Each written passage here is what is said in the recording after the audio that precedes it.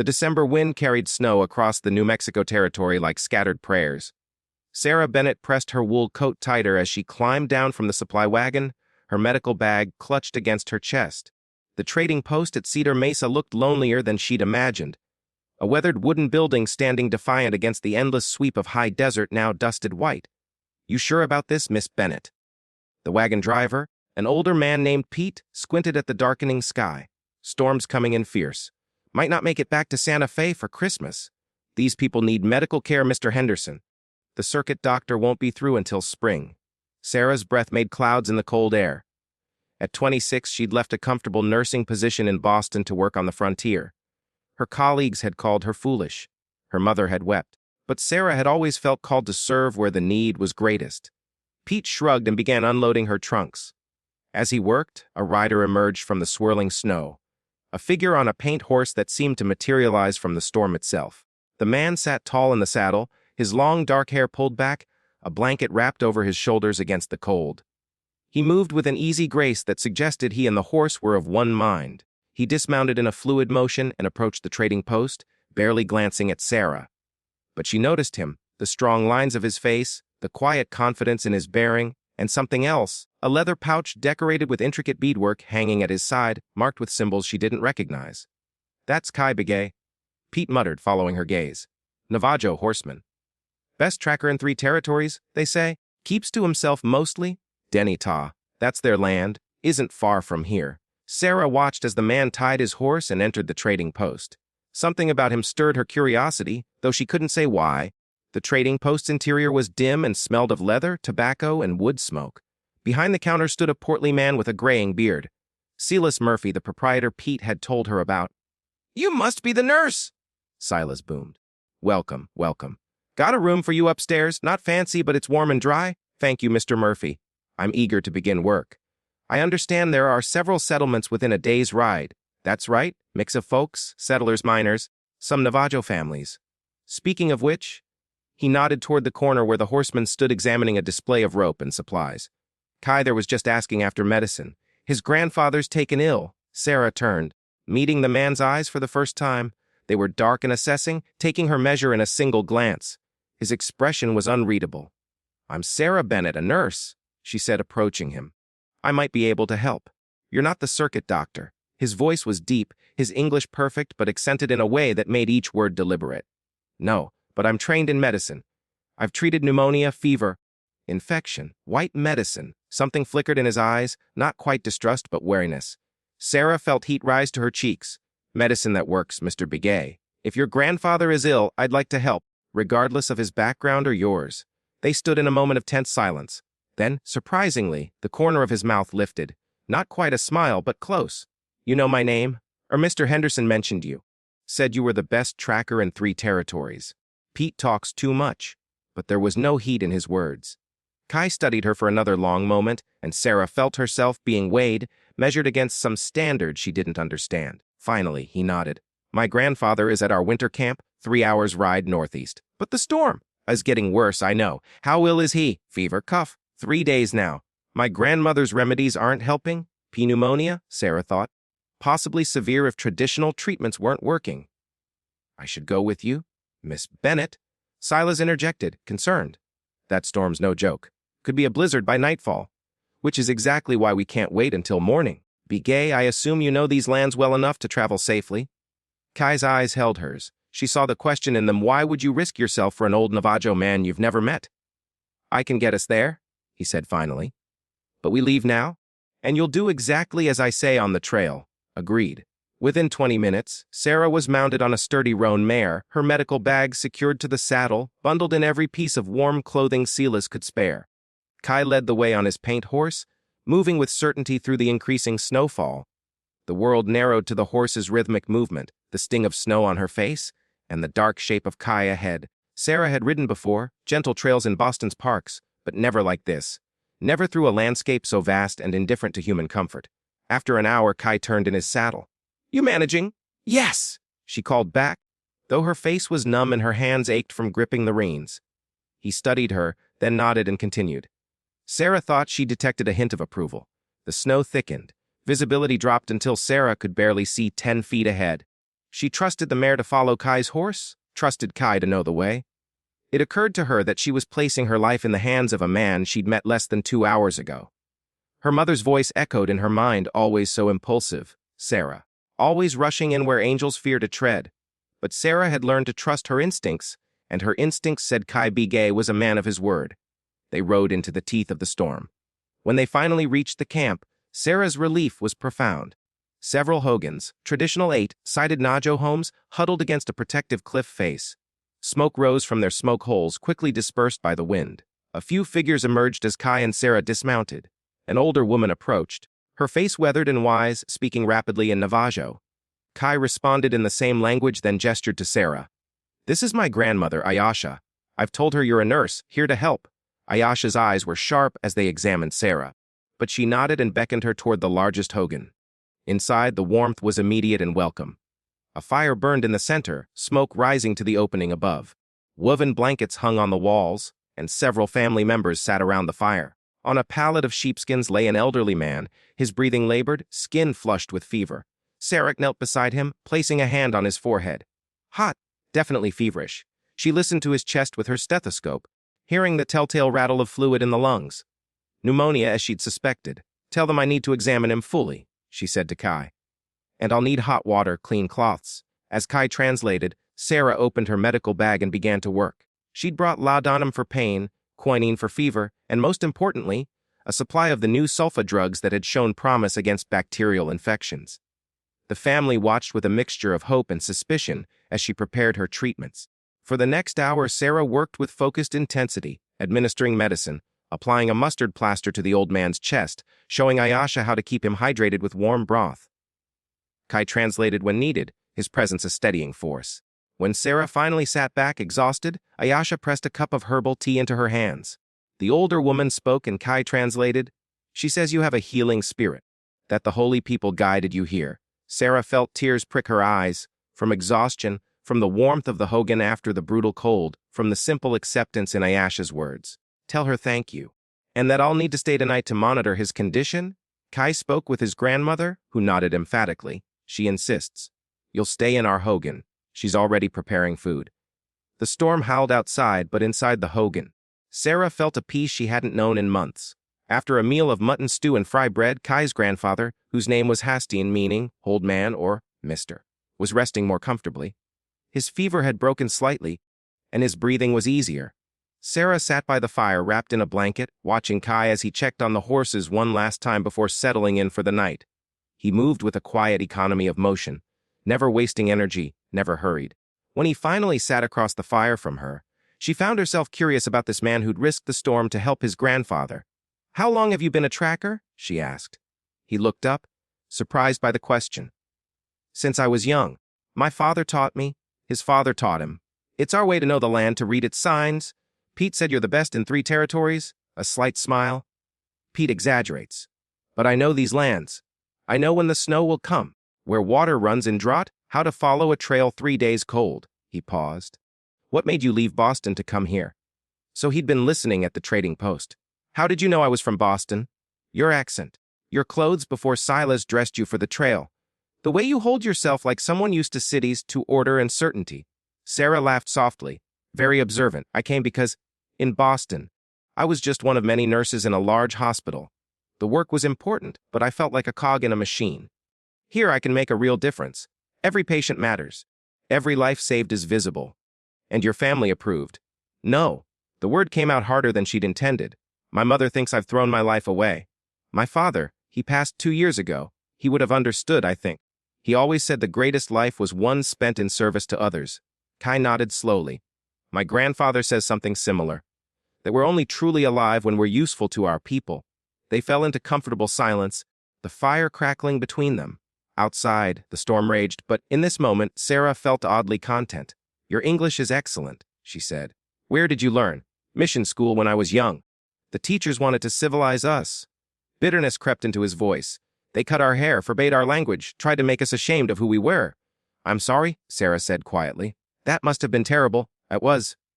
He met her eyes. "But I learned to take what was useful and keep what was mine. I speak English, but I also speak Dine Bizad, my language. I can track using white man's maps, but I also follow the ways my grandfather taught me. I walk between worlds. That sounds lonely. Kai considered this. Sometimes, but also necessary, the world is changing. My people need those who can bridge the old ways and the new. Sarah thought of her own journey, leaving the familiar for the unknown, trying to bridge her medical training with the realities of frontier life. Perhaps they weren't so different. "Tell me about the symbols on your pouch," she said, gesturing to the beaded bag at his side. Kai's hand moved to touch it, almost unconsciously. "They're protection symbols. The 4 sacred mountains that mark Dinata, our homeland. My grandmother made it when I began tracking. She says it keeps me safe in my travels." "Does it work?" He smiled, a real smile this time, transforming his serious face. "I'm still here." Sarah woke to pale light filtering through the Hogan's doorway. The storm had passed, leaving behind a world transformed by snow. Everything was muffled, pristine, beautiful in its starkness. She checked on Haston first. His fever was significantly lower, his breathing much improved. He opened his eyes as she approached, and though he didn't speak English, the gratitude in his gaze needed no translation. Ayasha appeared with breakfast, more fry bread and a sweet bluecorn porridge.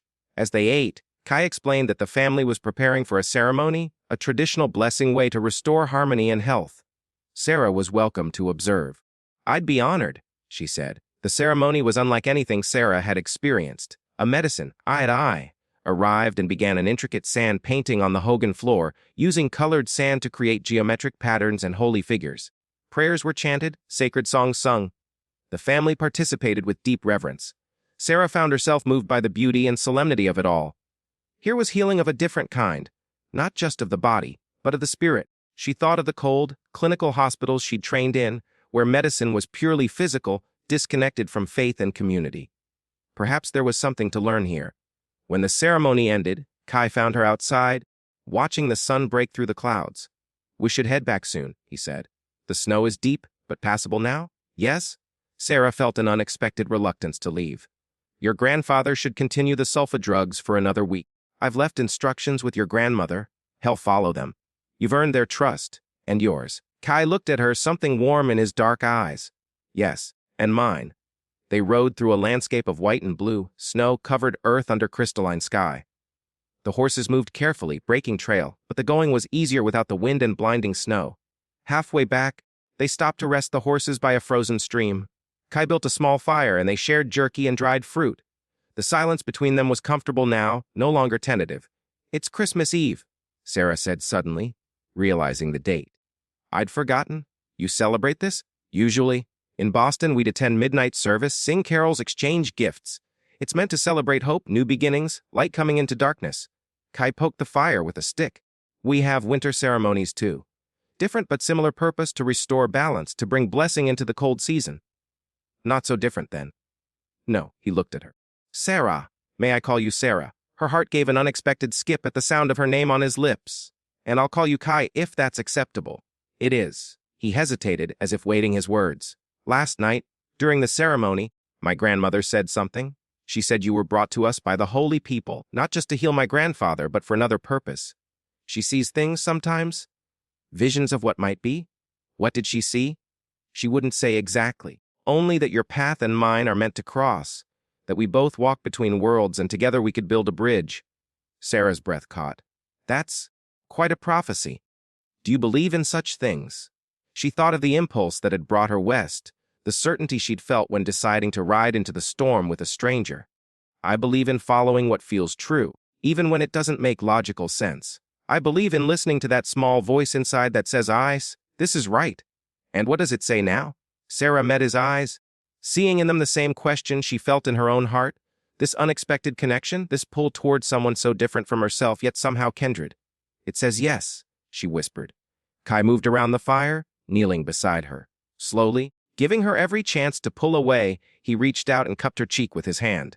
His palm was warm, calloused from work and weather, gentle despite its strength. "In Boston," he said softly, "would this be acceptable? A Navajo man and a white woman?" "No," Sarah admitted. "It would be scandalous. And here? Here?